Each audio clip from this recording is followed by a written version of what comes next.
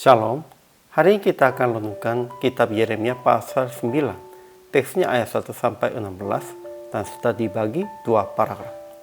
Paragraf yang pertama, ayat 1 sampai 9.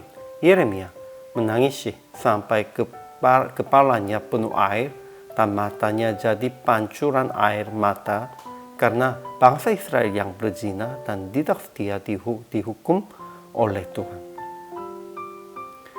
Paragraf yang kedua ayat 10 sampai 16. Yeremia menangis dan meratap karena semuanya sudah tandus sampai tidak ada orang yang melintasinya.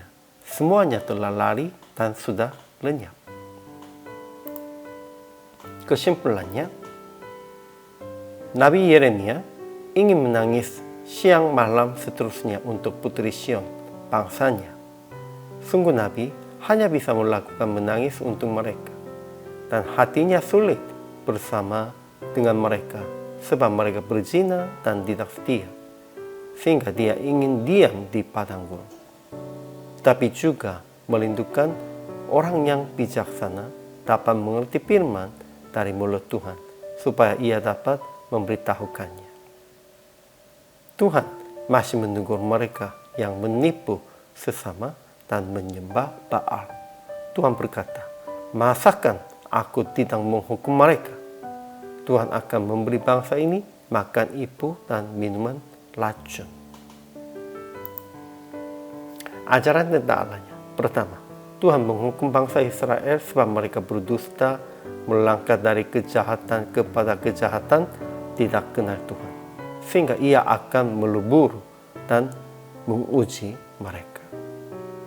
Kedua, Tuhan menghukum bangsa Israel sebab mereka meninggalkan Tauratnya yang telah Tuhan serahkan kepada mereka. Sebab mereka tidak mendengarkan suaranya dan tidak mengikutinya, melainkan mengikuti kedegilan hatinya dan mengikuti para Baal seperti yang diajarkan kepada mereka oleh nenek moyang mereka. Ajaran tentang manusianya. Pertama, Yeremia menangis dan meratap siang malam karena bangsa Israel dihukum.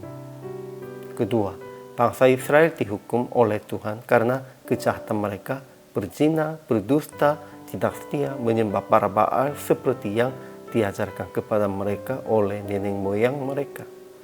Memang mereka tetap mengikutinya jalan nenek moyang mereka. Kemudian aplikasi hari ini. Pertama, menangis dan meratap untuk orang percaya yang berzina, berdusta, tidak setia, menyembah para Baal, supaya mereka bertobat dan kembali kepada Yesus. Ya, memang orang percaya pun tetap begitu jahat, namun tidak mengerti dan tidak mengaku. Kita harus menangis dan meratap untuk mereka supaya bertobat dan supaya mereka kembali kepada Yesus. Kedua, jangan berbuat yang jahat dan jangan berdusta secara pribadi, melainkan mengaku kesalahan dan dosa pribadi.